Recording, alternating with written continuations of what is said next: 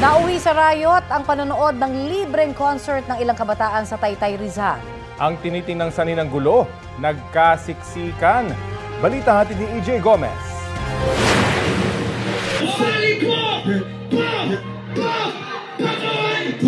Sa gitna ng libreng pa-concert sa Barangay San Juan, Taytay, Rizal noong Sabado, nagkarayot ang ilang kabataan.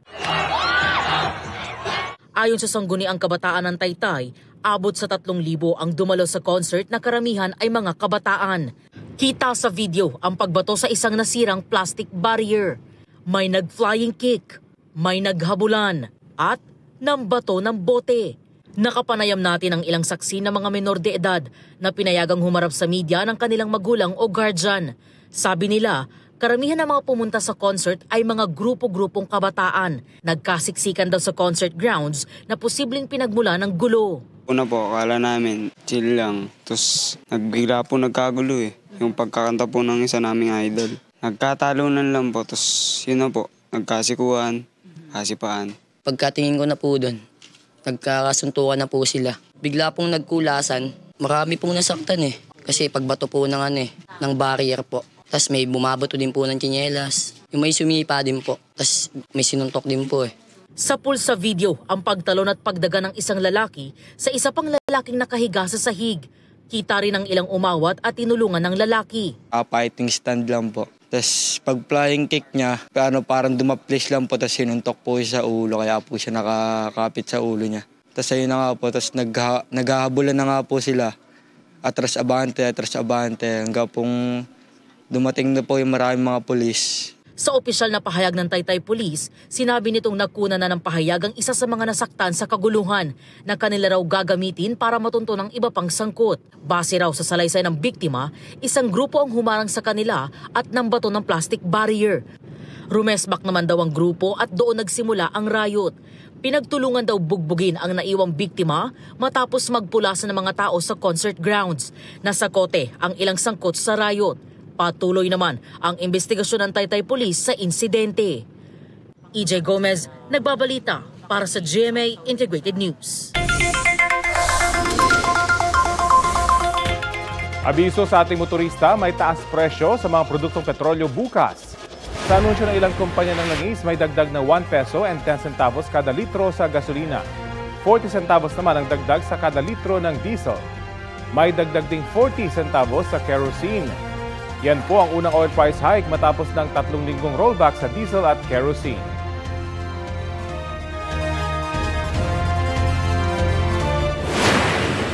Kasabay ng pag-arangkada ng tigil pasada ng grupong Manibela ngayong pong araw, magdamagan o madadagdagan ng 1 oras sa operasyon po ang MRT3. Nakahanda na ring mag-deploy ng libreng sakay ang gobyerno. May ulat on the spot si Joseph Morong. Joseph? Yes, Connie, minomonitor ng Transportation Department ang epekto ng isinasagawang 3 araw na tigil pasada ng grupong Manibela kontra sa Public Transportation Modernization Program o PTMP. Kanina sa monitoring ina MMDA Chairman Romando Artes at Transportation Secretary Vince Dizon, wala naman daw masyadong epekto sa lansangan ng isinagawang rally kaninang umaga. Ganun pa man nakahanda raw ang gobyerno na mag-deploy ng mga libreng sakay na bus. Ang LRT Line 1, Connie, na pinapatakbo ng isang pribadong kumpanya ay magdadagdag ng 1 train ngayong araw dahil sa isinasagawang transport strike. Binalaan din ng MMDA at DOTR ang grupong Manibela na bagaman maximum tolerance ang kanilang ipatutupad sa mga nagrarally kung makakasagabal na raw sa publiko ang gawain nila, tulad na lamang, Connie, kung iaharang ng grupo yung kanilang mga sasakyan ay wala raw silang ibang magagawa kundi arestuhin ang mga ito. Ang pagkilos ng Manibela dahil ito ay sa umano'y maling bilang ng mga nag-consolidate na mga jeepney. 43% lamang daw ito, ayon na rin mismo kay Secretary Dizon, at malayo sa 86% na una nang ibinida dati ng DOTR. Kanina, kasabay ng transport strike, ay nagrally naman yung mga grupo na pabor sa programa sa opisina ng LTFRB. Nakipagpulong din sila kay LTFRB Chairman Attorney Chofilo Guaris III at DOTR Undersecretary Mon Reyes. Iginit ng LTFRB ng 86% ay itinuturing na bahagi na ng programa kahit hindi pa sila tuluyang aprobado dahil nagbigay na ang mga ito ng Certificate of Conformity. Connie, samantala, yung sinabi mo nga kanina, inanunsyo rin kanina ni Dizon na extended na po ng 1 oras ang operasyon ng MRT3. Simula po yan mamayang gabi. Sabi ng DOTR, tuwing Lunes hanggang Biyernes po ang extended hours. 10:25 na magsasara ang North Avenue Station para sa last trip ng tren pa southbound. Yun naman mga pa northbound, 11:04 p.m. magsasara ang Taft Avenue Station para sa huling biyahe ng tren doon. Magdaragdag din ng tren ang MRT3 tuwing peak hours. Sinihiling naman ni Dizon, Connie, sa Manibela na 1 araw na lamang ang gawing kilos protesta, lalo't sinabi nila na bukas naman sila sa ilang pang pagbabago sa programa. Connie? Joseph, ito palang sinasabi nga ng Manibela ay 3 araw ito, no, natigil pasada. May mga contingency plans na nakahain, kabilang na dyan yung pag-extend nga sa MRT3. Pero bukod dyan, may nakikita na ba tayo na mga umiikot na iba pang mga dagdag na masasakyan ng ating mga kababayan, lalo na no, para doon sa mga papauwi mamaya? Okay. Una muna, nag-iingat itong MMDA na basta-basta na lamang mag-deploy ng libreng sakay ng mga bus. Bagaman meron tayong nakita na ilang mga bus nandun sa opisina ng MMDA. Sabi kasi, kung hindi naman kailangan, hindi naman masyadong naapektuhan, kung may mga nasasakyan pa yung ating mga kababayan, ay huwag mo nang ilabas yung mga libreng sakay. Yung situation na yan, kanina ganun pa. Ngayon, mamayang gabi, no? Hapon hanggang mamayang gabi, kung halimbawa na mahirapan at halimbawa may mangyari na harang ng mga sasakyan ay number 1, may i-deploy naman yung mga LGU at yung MMDA ng mga sasakyan para sa ating mga kababayan. At ikalawa, kung magkakapitan talaga, ay aarestuhin yung mga nangaharang ng mga sasakyan na nakakaabala or makakaabala sa ating mga motorista, Connie. Maraming salamat, Joseph Morong. At kaugnay sa 3 araw na tigil pasada ng Transport Group na Manibela at iba pang issue, kausapin natin si LTFRB spokesperson Atty. Ariel Linton. Magandang umaga at welcome po sa Balitang Hali.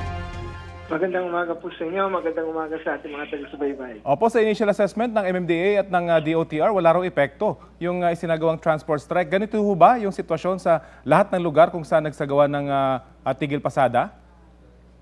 Well, in general po ay wala naman po nakitang ganong epekto. Kung meron man, may bahagya. No?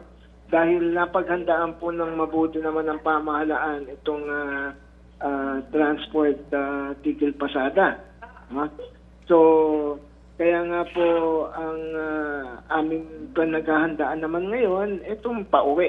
Mamayang hapon. Kung sakaling dahil yung pagpasok, iba naman sa pauwi. So, kailangan handa rin tayo sa pauwi na hindi ma-stranded yung ating mga commuters. Saan lugar po kayo magde-deploy ng mga bus na libreng masasakyan mamayang hapon?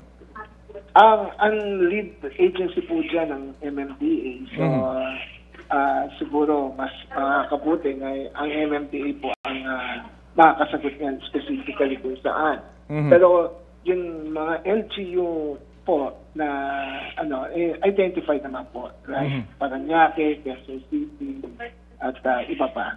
Okay. May panawagan po yung Manibela na sibakin sa pwesto si LTFRB Chairman Teofilo Guadis III dahil umano sa pagsisinungaling kaugnay nga sa PUB Modernization Program. Ano pong reaction nyo rito? Well, una, siyempre, ang LTFRB Chairman ay isang presidential appointee. So, yan ay call po ng presidente. Pangalawa, ay hindi naman po we don't find any reason para hingin natin yung pagsibak sa ating LTFRB chairman simply because yung sinasabi nilang may di umano pagsisinungaling sa mga data sa modernization dahil na ipaliwanag naman po ng ahensya, tayo po na ipaliwanag po natin na mukhang hindi lamang po naging maliwanag yung unang pagbigay ng dato katulad po nun 86%. Yung 86%, ito po ay it refers to the percentage of the number of units with franchise that applied for consolidation. Ibig sabihin, hindi ito yung 86% ay yung mga pumasok sa consolidation. Opo. Ngayon, yung 43%, yun yung nakatapos na ng proseso. So, yung out of the 86%, yung 43%, tapos na sila, no? Doon sa proseso. Ngayon, pag ang tinanong, yun lang bang 43% na nakatapos ang pwedeng bumiyahe? Hindi po. Yung 86% po, in total, makakabiyahe po yun. Kasi pagka nag-file po ng application for consolidation, yung pong applicant already have rights and privileges under the PPP.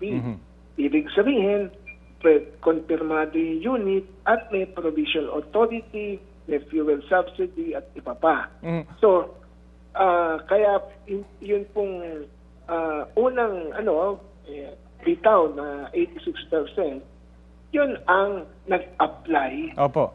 Pero nakakabiyahe na po lahat yun. Attorney, because mukhang... may provisional authority na sila.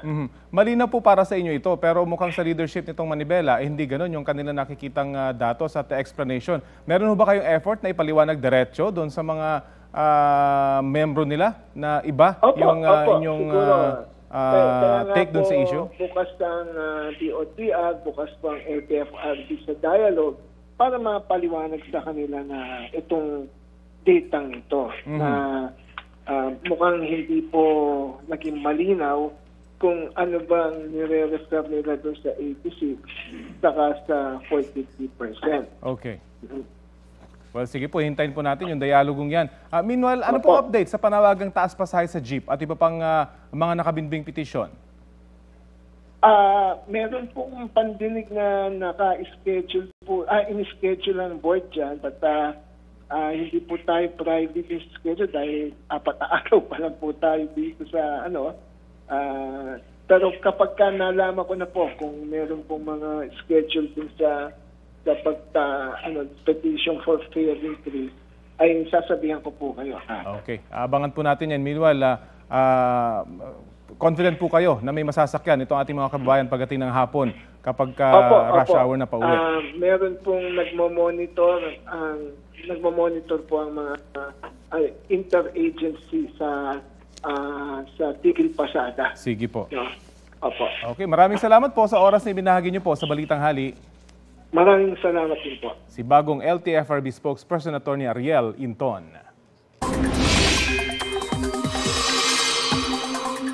Wala pong bagyo o low pressure area sa loob o labas ng Philippine Area of Responsibility. Pero 2 weather system ang magpapaulan sa bansa ngayon pong Lunes. Ayon sa Pag-asa, apektado ngayon ng Intertropical Convergence Zone ang Southern Mindanao habang patuloy na umiiral sa Northern Luzon ang hanging amihan. Base po sa rainfall forecast ng Metro Weather, asahan ng ulan sa ilang bahagi ng Southern Luzon, Visayas at halos buong Mindanao sa mga susunod na oras. Posible ang heavy to intense rains sa ilang lugar na maaaring magdulot ng baha o landslide. Mababa naman ang tsansa ng ulan dito po sa Metro Manila. Sa kabila ng inaasahang ulan, pinaalerto pa rin ang ilan nating mga kapuso sa matinding init at alinsangan. Posibleng umabot sa 39 degrees Celsius ang heat index sa Coron, Palawan at Hinatuan, Surigao del Sur. Under extreme caution level po yan. Ibig sabihin, may banta pa rin ng heat cramps o heat exhaustion. 37 degrees Celsius naman ang posibleng heat index sa Pasay, habang 32 degrees Celsius dito po sa Quezon City. Nagbuga muli ng abo ang Bulkang Canlaon kahapon. Nakuhanan po yan ng Volcano Observatory sa Canlaon City, Negros Oriental mula 4:55 hanggang 5:02 ng hapon. Umabot sa 100 metro ang taas ng ash emission mula sa crater ng bulkan. Sa pinakabagong ulat ng PHIVOX ngayong umaga, 2 volcanic earthquakes ang naitala sa bulkan sa nakalipas na 24 oras. Mahigit 3,000 toneladong asupre o sulfur dioxide ang inilabas pa ng bulkan. Nananatili po sa alert level 3 ang bulkan. Mahigit 5 linggo naman tapos ma-diagnose ng double pneumonia, muling nasilayan ng mga Katoliko si Pope Francis. Grazie a tutti e vedo questa signora con i fiori gialli, è brava.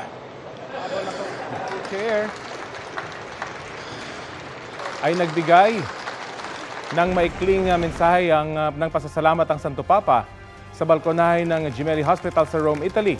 Napanood din niya ng mga nasa St. Peter's Square sa Vatican City. Nakalabas din ng ospital ang Santo Papa ilang oras matapos sa kanyang public appearance. Dumaan siya sa Papal Basilica of St. Mary Major para magdasal bago umuwi sa Vatican City. Ayon sa mga doktor, 2 buwang pahinga ang kailangan ng Santo Papa para sa kanyang tuluyang paggaling.